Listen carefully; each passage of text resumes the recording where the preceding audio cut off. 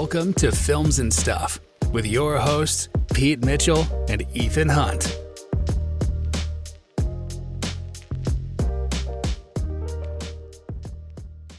Ethan. Pete, we finished almost simultaneously episode 1 of Amazon's Wheel of Time. Give me your thoughts. It's interesting. Okay. And I think the cynic in me would think it's a little bit formulaic. Yeah. In the sense that we have a pseudo-medieval fantasy realm. We have There's a lot of Game of Thrones. Yeah, like a little bit of Game of Thrones, a little bit of Lord of the Rings, a little bit of, these typical not sci-fi, like fantasy, science fiction, epic kind of things. Yeah. Like Middle Age type of swords and dungeons and dragons and demons. Yeah, I'm not 100% sold on it, to be honest. Having seen the first episode, again, spoiler alert, guys, apparently a woman or women-based society, like, it's much more unlike today's society, which is... Yeah, so let's unpack it. What exactly is going on?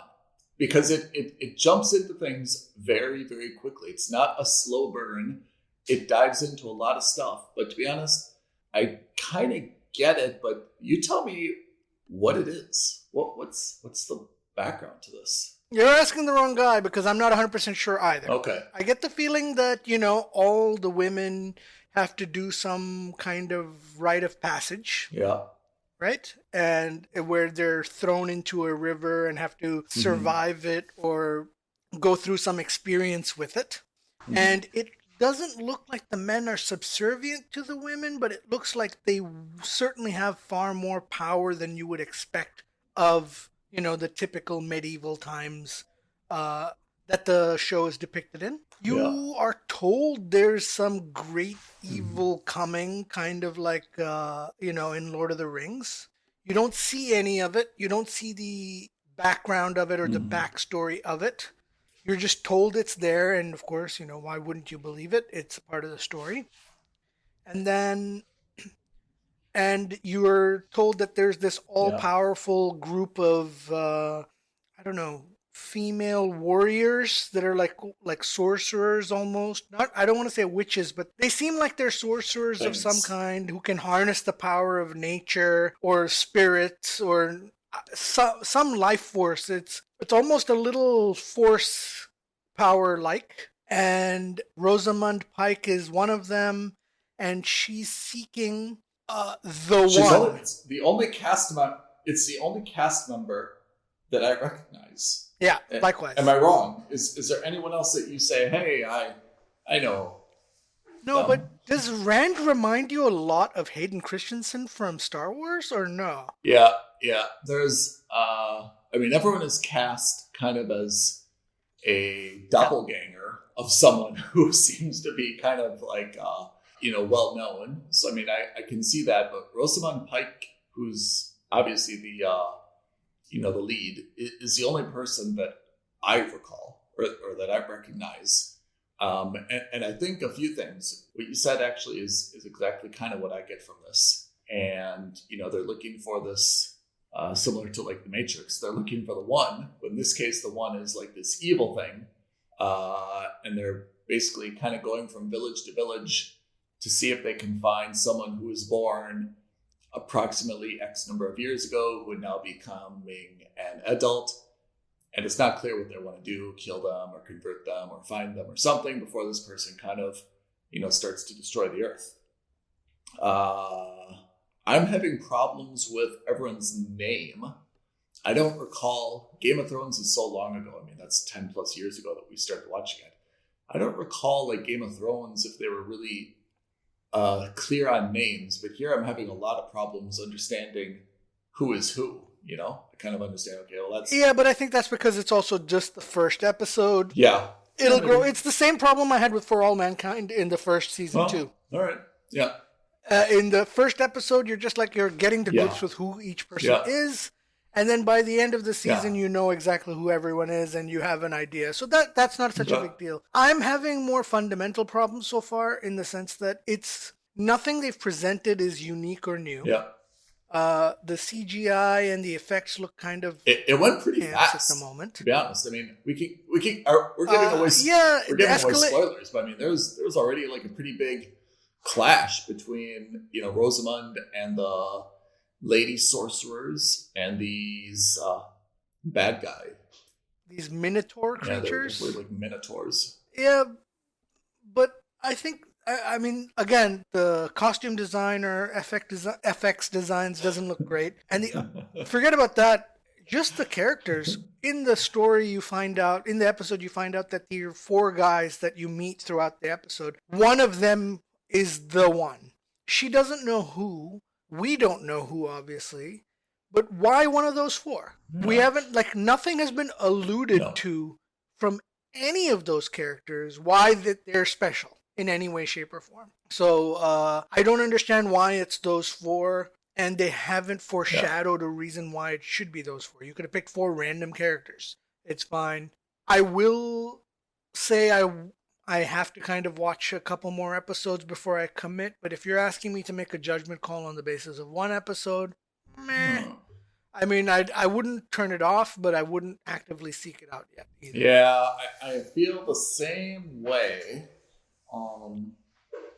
I probably would have been more inclined. I feel the same way. And I don't want to turn our audience off because no one's going to listen to these anymore if we're so negative about the show that we continue to talk about. But I agree. Had this not been on Amazon, had it not been something you talked to me about, had it not been something that my brother talked to me about, the cast, the imagery, the synopsis would not have gotten me probably to watch this. Although I have to say, kind of the pictures are not bad on the cover. In terms of the first episode, had they not had this big clash at the end, actually, I probably would have been more likely to continue it because at least I could have said, like, hey, I'm a little bit intrigued. I'm not really sure what's going on here, but there's maybe something. It's kind of slow. Let's see where this goes. But the fact that they kind of had this clash at the beginning, I kind of feel like that was. I mean, I'm sure that's not the climax, but it just kind of seemed like, well, now the mystery's out of the bag. I kind of know what these things are. That really escalated. Yeah, it escalated a little too quickly. Well, I mean, we'll see. I get. Did you get what the Wheel of Time actually is? No. Do you? I think I picked it up. I'm not 100% sure, but you know how like they were lighting the lanterns to guide the souls back. So apparently, I think so. I've seen this in other mythologies and in other, like even in video games, actually. So the concept of the wheel is that when you die, your soul passes on into the great beyond, where there's a giant wheel. It's a literal wheel, and what happens is, as the wheel turns, your soul goes around it, and you come back to your land the soul comes back, inhabited in a different person's body, and you don't remember anything from another person, blah blah blah. And I think that's what Rand's father was talking about or implying, because someone asked the question, and I wonder how long it takes for the soul to come back. And again, forgive me, I don't remember the names. I just don't, it's too soon for me to get really attached. I'm not really attached to any of these characters yet. No. I feel like there was not enough time. Even kind of like the romances haven't burned long enough for me for them to feel genuine or to feel like anything to them. We see kind of a couple and then someone dies. We see kind of son and father and then someone like dies. And I feel the same way that I really haven't had any attachments to anyone. Rosamund Pike is the only person, and her assistant, Lan, seem to be the only people that I really kind of feel like I know who they are. Like they're definitely good guys, some type of like dragon or monster hunters, but everyone else I'm pretty cloudy about. Yeah, And again, I'm trying not to be super cynical, but it just feels like, and maybe if the books have been written a long time ago, fine. I actually don't know when the books were written, but like if the books were written in the last like 15 to 20 years, my cynicism levels are off the chart only because I feel like that's formulaic in the sense like someone sitting there thinking, okay, what are the best elements of Lord of the Rings? What are the most interesting elements of Star Wars? What are the most interesting elements of any other fantasy movie or maybe even Game of Thrones? Let's mix and match and put them all into one. Because on paper, conceptually, this looks like it should be a smash hit. But so far, based on what I've seen in the first episode, and again, the caveat is I haven't read the books. I don't know anything about. I never heard of this show at all until Amazon announced it was spending $1 bajillion to make this series. I mean, if you're writing something, right, and Amazon comes to you and says, "Look, Pete, we need something." How do you introduce something with today's audience? Because it's really, I think, a challenge that everyone is comparing it to. It is Game of Thrones, or it is, Lord of the Rings, Tolkien, or something. Yeah, like, how do you start? Do you start like very, very slow? Do you start fast? Like, how do you start to build like this, like the attachment to the characters?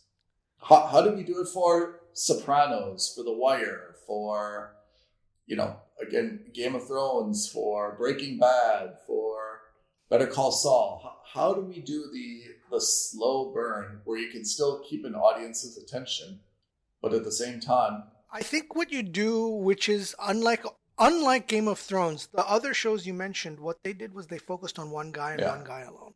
It allows you time to build a world, and more importantly, the character's world around him or her.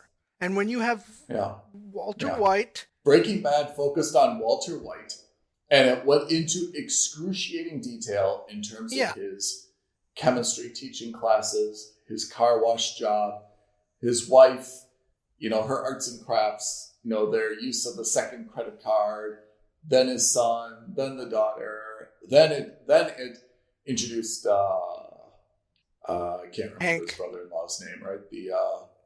The DEA guy, Hank. Yeah. Then it went a little bit like broader. So I agree. It went deep before it went wide. And I think even Game of Thrones, even though it was a lot of characters, it was one family first, right? It was just about the Starks, even though it quickly became, it moved fast, don't get me wrong, but it started off in a very small setting to say, we're only talking about Winterfell, we're only talking about Starks. And when we'll slowly add Starks, Lego bricks Lannisters, around it. And so on and so forth. Right. Yeah, and I think this, again, too early to tell, but my feeling is you're talking about 4 disparate characters in 2 disparate settings with a very complicated backstory. It's so far it seems like a lot. I think there's also 2 things that visually are very difficult early on, and the first is darkness. It's very hard. I mean, apart from the challenges of filming in darkness and proper lighting, but if you're really trying to introduce characters, I mean, it can be indoors, but it's a lot easier when there's a lot of light and you can kind of see the people and the surroundings.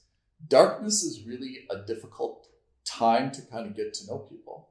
And then I think the second thing is, again, when you have an action sequence early on, action sequences move super fast, and it's also hard to kind of understand what's going on and get a sense of, who did what and why they did it, without going back, repeatedly and breaking it down, kind of like movement by movement. I think those are 2 things. If you're trying to kind of build a following, you should tend to avoid early on so that everyone kind of is able to, catch up on things. But anyway, so look, that's the first episode. It's a very quick 10, 15-minute synopsis. Yeah. Ethan, you're going to continue? It's not... Yeah, I think we should continue. I think so, too. We should continue. I think we should continue just because it doesn't make sense to stop after one episode. Yeah. The first episode of so many shows, be it, Seinfeld, all the way to Breaking Bad, to Sopranos, to Game of Thrones, are often not the finest work. They're trying to find their footing, And it is a challenge to introduce a complicated story in a 50 minutes. So I think we're all a little bit sympathetic to that. I have to say, it hasn't done a great job of hooking me in like some other things have. But I agree. let's give it another 2 episodes to kind of see where we are and let the story kind of flesh itself out. Hopefully it expands itself and it draws me in a little bit, and let's see where we go from here. I mean, they got 9 episodes out. So, I mean, the story obviously has a lot more bandwidth in it. So let's see where it's going from here, because obviously this initial fight scene cannot be I agree. penultimate battle, you know? All right, so let's reconvene after we've seen episode 2 and continue. Let me just ask you, but let me ask one thing before we switch off. When we watched Foundation, can you recall how you felt after the first episode of Foundation? Oh, I was in. I was feeling excited because I wanted to see where it was going to go next. Yeah, I remember. And I remember I was the hook for me. Yeah, tell me. No, the hook for me was seeing the footage of the Russians landing on the moon. We're not talking about Foundation anymore. Now we're talking about. Sorry, I'm so sorry, man. You got me confused with my Apple TV shows. Oh man, my I'm like, God. where did the Russians? Foundation Russians end up? Father Day. No, my mistake. Father Day. Oh, no. My credentials, my critiquing credentials, throwing out the window. No, for Foundation, the hook was, I think the hook came. Did the lady go to the planet Triton? Is it Triton or Titan? Did she go the first episode, or was it the second episode where she traveled there? First episode. It was the first scene, actually. All right. And was the elevator? So for me, it was. Yeah. The space elevator exploding was the first. It was the hook. That was the first episode. That was also the first episode, I'm pretty sure. Well, that's interesting that we say that, because when we look back, that space elevator exploding was a seminal event, but that was kind of the first. I mean, now we don't even look at that as an event. Maybe this fight scene is kind of something similar to that, right? Maybe. But it's to be determined. Yeah. But I recall for Foundation, I was halfway through and I gave up. You know, you've got a lot more fortitude when it comes to shows and films than I do. I'm weak sauce, and God bless you, Pete. You've got some fortitude to you. But I was halfway done with the first episode of Foundation. You know, when they were just kind of like climbing the hill to look at the capsule, and I was done. I thought this is just too boring. I don't know why I thought that, but like honestly, at the beginning, it didn't captivate me, and I was convinced to go back. And then I agree. At the end of the first episode, then I was absolutely in. But I'm a little bit sympathetic, though, that I'm a little bit finicky when it comes to things like this. I mean, I'm probably a bad audience for that reason. So with that in mind, I'm gonna go back and I'm gonna give this one at least one other episode, and let's see if it can clarify some things to me. I agree. Let's go through one more. Let's see how we feel after that. And we'll determine, or at least we'll see if we actually want to stick it through or not. Okay, I'm in. All right. We'll talk to you. Thanks, everyone. Have a great day. Cheers. See you soon. All right, bye. Thank you for listening to another episode of Films and Stuff. If you haven't already, please subscribe and review on Apple Podcasts, Spotify, or wherever podcasts are downloaded. Films and Stuff. There is no substitute.